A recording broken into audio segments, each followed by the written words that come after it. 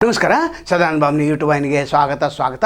ಸತೀಶ್ ಜಾರಕಿಹೊಳಿ ಅವರು ಜಿಲ್ಲೆಯ ರಾಜಕಾರಣದಲ್ಲಿ ಹಿಡಿತ ಸಾಧಿಸಿದ್ದಾರಾ ಅಂತ ಕೇಳಿದ್ರೆ ಹೌದು ಅಂತ ಹೇಳ್ಬೋದು. ತಮಗೆಲ್ಲ ಗೊತ್ತಿದೆ ಯಾರ್ಯಾರ ಹೆಗಲ ಮೇಲೆ ಯಾರ್ಯಾರು ಬಂದು ಕೆಟ್ಟು ಏನೇನು ಹೊಡೆದು ತಮ್ಮ ರಾಜಕೀಯ ಏನು ಹಿತಾಸಕ್ತಿ ಇದೆ ಅದನ್ನು ಕಾಪಾಡ್ಕೊಟ್ಟು ಬಂದಿದ್ದಾರೆ ಮತ್ತು ಅದರಲ್ಲಿ ಜಯವನ್ನು ಸಾಧಿಸಿದ್ದಾರೆ. ಇದು ಒಂದು ಕಡೆ ಆಯಿತು. ತಮಗೆಲ್ಲ ರಾಜಕಾರಣ ಗೊತ್ತಿದೆ.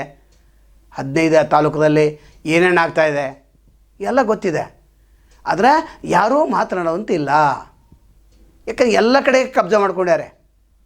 ನ್ಯಾಯಾಂಗ, ಶಾಸಕಾಂಗ, ಕಾರ್ಯಾಂಗ, ಪತ್ರಿಕಾ ರಂಗ, ಇಲ್ಲೂ ಕೂಡ ಮತ್ತಿನ್ನು ಕಚೇರಿಗಳಲ್ಲಿ ಎಲ್ಲ ಹೆಡ್ ಆಫೀಸ್ ನೋಡ್ರಿ, ಎಲ್ಲ ಹೆಡ್ ಪೋಸ್ಟ್ ನೋಡ್ರಿ, ಇವರೇ ಇದ್ದಾರೆ. ಉದಾಹರಣೆ ಕೆಲವೊಂದು ನೋಡೋಣ. ಎಕ್ಸೈಸ್ DC ಮಂಜುನಾಥ, ಇವ್ರಿಗೆ ಸಂಬಂಧಪಟ್ಟಂಥ ವ್ಯಕ್ತಿ 12 ವರ್ಷದಿಂದ ಇಲ್ಲೇ ಇದ್ದಾರೆ.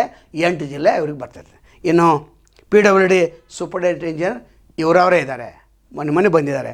ಇನ್ನು Parashurama Durgunti ZP chief accountant sir 8 ವರ್ಷದಿಂದ ಇದ್ದಾರೆ. ಏನಿದು 2 ವರ್ಷದಲ್ಲಿ 3 ವರ್ಷದಲ್ಲಿ ಬದಲು ಮಾಡ್ತೀರಿ? ನಾವು ಮುಖ್ಯಮಂತ್ರಿ ಕೇಳ್ತೇವೆ ಏನು ನಡೆದಿದೆ ಈ ರಾಜ್ಯದಲ್ಲಿ, ಸಂಬಂಧಪಟ್ಟಂಥ ಅಧಿಕಾರಿಗಳು ಕೇಳ್ತೇವೆ ಅಥವಾ ಆ ಡಿಪಾರ್ಟ್ಮೆಂಟ್ ಸಚಿವರಿಗೆ ಕೇಳ್ತೇವೆ 8 ವರ್ಷ ಯಾಕೆ, ಏನು ಕಾರಣ? ಒಂದೇ ಜಿಲ್ಲೆಯಲ್ಲಿ ಒಂದೇ ಪೋಸ್ಟದಲ್ಲಿ ಅಂದರೆ ಇಂಥವ್ರ ಆಶೀರ್ವಾದ ದೊಡ್ಡವರು ಇರ್ತೈತೆ. ಅಲ್ಲಿ ಸತೀಶ್ ಜಾರಕಿಹೊಳಿ ಆಶೀರ್ವಾದ ದೊಡ್ಡ ಪ್ರಮಾಣದಲ್ಲಿ ಇದೆ. ಯಾಕಂತ ನಿಮಗೆ ಈಗಾಗಲೇ ಹೇಳಿದ್ದೇನೆ. ಏನು ಹೆಗ್ನಾಯಕ DS2 ಅವರು ಇಲ್ಲೇ ಇದ್ದಾರೆ. ನಂತರ ಲಿಕ್ಕರ್ ಲಾಬಿ ಇವ್ರ ಕಡೆ, ಶುಗರ್ ಲಾಬಿ ಇವ್ರ ಕಡೆಗೆ, ಮಟ್ಕಾ ಲಾಬಿ ಬಲಗೈ ಬಂಟ ಇವರ ಬಲಗೈ ಬಂಟನೇ ಇದ್ದಾನೆ. ನಂತರ ಅಡ್ಮಿಷನ್ ಯಾವುದೇ ಒಂದು SC ST OBC ಅಲ್ಪಸಂಖ್ಯಾತರ, ಮೊರಾರ್ಜಿ, ಅಬ್ದುಲ್ ಕಲಾಮ, ಯಾವುದೇ ವಸತಿ ನಿಲಯಕ್ಕೆ ಹೋಗ್ರಿ ಅಥವಾ ಅಡ್ಮಿಷನ್ ಟೈಮ್ದಲ್ಲಿ ಇವ್ರೂ ಅಡ್ಮಿಷನ್ ಆಗ್ತಾವೆ. ಇವ್ರು ಕೊಟ್ಟಂಥ ಲೆಟ್ರನ್ನ ಅಡ್ಮಿಷನ್ ಆಗ್ತಾವೆ. ಲಕ್ಷ್ಮೀ ಹೆಬ್ಬಾಳ್ಕರ್ ಕೊಟ್ಟರೆ ಅಡ್ಮಿಷನ್ ಆಗಂಗಿಲ್ಲ. ಅವ್ರು 10 ಕೊಟ್ಟರೆ 1 ಮಾಡಿರ್ತಾರೆ. MLAಗಳು ಕೊಟ್ಟಿರ್ತಾರೆ, MLAಗಳು ಅಡ್ಮಿಷನ್ ಆಗಿಲ್ಲ. ಇವರು 200 300 ಲಿಸ್ಟ್ ತಯಾರು ಮಾಡ್ತಾರೆ. ಆ ಲಿಸ್ಟನ್ನು ಒಬ್ಬನ ಕಡೆ ಹೋಗ್ತಾರೆ, ಇದ್ದ ಹೋಗಿ ಕೊಟ್ಟು ಬರ್ತಾನೆ. ಇದು ಯಾವಾಗ ಮಾಡ್ತಾರೆ? ಎಲ್ಲ ಕಾನೂನು ಎಲ್ಲ ಪ್ರಕ್ರಿಯೆ ಮುಗಿದ ನಂತರ 1 ದಿವ್ಸಕ್ಕೆ ಮಾಡಿಬಿಡ್ತಾರೆ. 1ನೇ ಲಿಸ್ಟ್ ಇಲ್ಲ, 2ನೇ ಲಿಸ್ಟ್ ಇಲ್ಲ, 3ನೇ ಇಲ್ಲ, 4ನೇದು ಆದ ನಂತರ 5ನೇ ಲಿಸ್ಟ. ಯಾರು ಅಸಹಾಯಕಿದ್ದಾರೆ, ಯಾರು ಕಾಡು ಕುರುಬಿದ್ದಾರೆ, ಅಥವಾ ಯಾರು ಅಲಿಮಾರಿದ್ದಾರೆ, ಯಾರು ನಿಸ್ಸಹಾಯಕರಿದ್ದಾರೆ, ಯಾರು ವಿಧವೆಯರ ಮಕ್ಕಳಿದ್ದಾರೆ, ಅವ್ರ ಲಿಸ್ಟ್ ಎಲ್ಲ ಬಿಡ್ತಾರೆ. ಇವ್ರ ಲಿಸ್ಟ್ ಯಾಕೆ ಸೇರಿಸ್ತಾ ಇದ್ದಾರೆ? ಇಲ್ಲಿ ಹೆಡ್ ಆಫ್ ದ ಡಿಪಾರ್ಟ್ಮೆಂಟ್ ಒಬ್ಬನ ತಂದು ಕುಡಿಸ್ಯಾರೆ. ಇವ್ರ ವ್ಯಕ್ತಿ ಅಲ್ಲ, ಇವರು ರಿಲೇಷನ್ ಏನಲ್ಲ, ಆದರೆ ಬೇರೆಯವ್ರದಾರೆ. ಇನ್ನು ಮೀನುಗಾರಿಕೆ ಇಲಾಖೆ ಹೋಗ್ರಿ, ತೋಟಗಾರಿಕೆ ಇಲಾಖೆ ಹೋಗ್ರಿ, ZPN ನಾ ಈಗಾಗಲೇ ಹೇಳಿದ್ದೇನೆ. ನಂತರ AC ಅವರು, DC ಅವರು, DC ಅವ್ರಂಕಿಲ್ಲ AC ಅವರು ಇವ್ರ ಮನುಷ್ಯನ ಅನೇಕ ಅಕ್ರಮ ಚಟುವಟಿಕೆಗೆ ಭಾಗವಹಿಸಿದಂಥ ನಾವು ಅನೇಕ ವೇಳೆ ಮೊನ್ನಿನ ವೀಡಿಯೋನ ಮಾಡಿದ್ದೇವೆ, ವೈರಲ್ ಆಗಿದೆ. ಅಂದ್ರೆ ಪ್ರತಿಯೊಂದು ಹೆಡ್, ಪ್ರತಿಯೊಂದು ತಾಲೂಕಿನಲ್ಲಿ ಇವ್ರು ಹೇಳಿದೇನೆ ಕೆಲಸ ಆಗ್ತೈತೆ, ಉಳಿದವ್ರ ಕೆಲಸ ಯಾಕೆ ಆಗ್ತಾಯಿಲ್ಲ ಅಂದರೆ ಇವರು ಸಕ್ರಿಯ ಇದ್ದಾರೆ ರಾಜಕಾರಣದಲ್ಲಿ. ಮಾಡಬೇಡ ಅಂತ ಅನ್ನಂಗಿಲ್ಲ. ಆದರೆ ಒಂದು 50% ಬೇರೆಯವ್ರಿಗೆ ಆಗಬೇಕಲ್ಲ ಅಡ್ಮಿಷನ್ಸು. ಇದು ಒಂದಲ್ಲ, ಗುತ್ತಿಗೆ KVದಲ್ಲಿ ಹೋಗಲಿ, ಅಲ್ಲೊಬ್ಬ ಹೆಡ್ ಇದ್ದಾನೆ. ಎಲ್ಲ ಕಾಂಟ್ರಾಕ್ಟ್ ಇವ್ರ ಕಡೆನೇ, ದೊಡ್ಡ ಕಾಂಟ್ರಾಕ್ಟ್ ಇವ್ರ ಜನನ. ಹೀಗಾಗಿ ಇವ್ರು ಸಹಾಯ ಮಾಡ್ತಾರೆ. ಚುನಾವಣೆ ಟೈಮ್ದಲ್ಲಿ ಅಲ್ಲಿ ಸಹಾಯ ಮಾಡತ್ತಾರ. ನಂತರ ಪ್ರಿಯಾಂಕಾ ಜಾರಕಿಹೊಳಿ ಅವರು ಆರಿಸಿ ಬರಬೇಕಾದ್ರೆ ಯಾರ ಕಾರಣ? ಇವರೇ ಎಲ್ಲರ ಕಾರಣ.